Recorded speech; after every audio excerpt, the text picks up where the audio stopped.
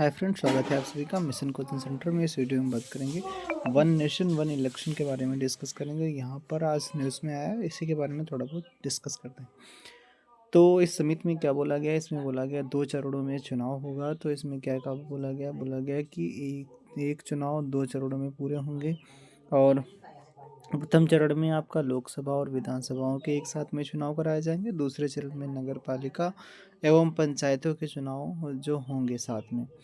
और लोकसभा और राज्य विधानसभाओं के साथ इस तरह से समन्वित किया जाए कि लोकसभा और राज्य विधानसभाओं के चुनाव होने के 100 दिनों के भीतर मतलब पहले चरण अगर हो गया जनवरी में, तो उसके 100 दिन के अंदर ही दूसरा चरण भी हो जाए। कुछ सिफारिशें दी गई, क्या दी गई? त्रिशंकु सदन या अविश्वास प्रस्ताव या ऐसी किसी स्थिति में नई लोकसभा के गठन के नए सिरे से चुनाव कराए जा सकते हैं। अगला, जहां लोकसभा के नए चुनाव होते हैं वहां सदन का कार्यकाल केवल सदन के पूर्ण कार्यकाल के ठीक पहले के समाप्त ना हुए कार्यकाल के लिए होगा। अच्छा भैया, राज्य विधानसभाओं के लिए नए चुनाव होंगे तो ऐसी नई विधानसभाएं लोकसभा के पूर्ण कार्यकाल के अंत तक जारी रहेंगी।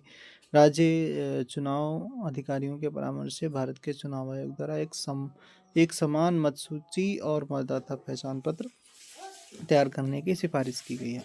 अच्छा, क्या क्या इसमें फ़ायदे होंगे? तो मतदान के लिए उदासीनता दूर होगी। तो इसमें क्या होगा? जागरूकता बढ़ेगी। मतदाताओं में मतदान के प्रति उदासीनता दूर कर मतदान को बढ़ाने में सहायक होगा। प्रवासी श्रमिकों के वोट डालने के लिए काम छोड़कर जाने के कारण आपूर्ति श्रृंखला और उत्पादन चक्र में आने वाली बाधा दूर होगी। एक साथ चुनाव होने से नीति निर्माण में निश्चितता बढ़ेगी।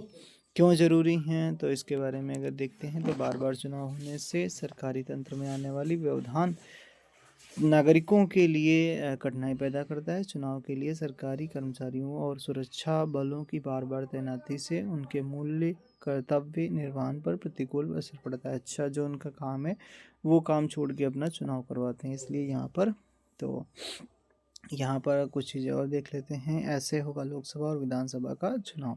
कौन सा? अगर आर्टिकल वगैरह की बात की जाती तो आर्टिकल 82A जोड़ने की सिफारिश की गई है। अच्छा, ये इंपॉर्टेंट है आपके लिए भी। आर्टिकल 82A जो है जोड़ने की सिफारिश की गई है। राष्ट्रपति द्वारा अनुच्छेद 24A के प्रावधानों को लागू करने और तिथि निर्धारित किए जाने के बाद होने वाले आम चुनावों को गठित सभी राज्य विधानसभाओं का कार्यकाल लोकसभा के पूर्ण की समाप्ति के साथ ही समाप्त हो जाएगी। अच्छा भैया, फिर अगला बोला गया है कि निर्धारित तिथि के बाद और लोकसभा के पूर्ण कार्यकाल की समाप्ति से पहले सभी राज्य विधानसभाओं का कार्यकाल सिर्फ अगले आम चुनाव तक समाप्त होने अवधि के लिए होगा।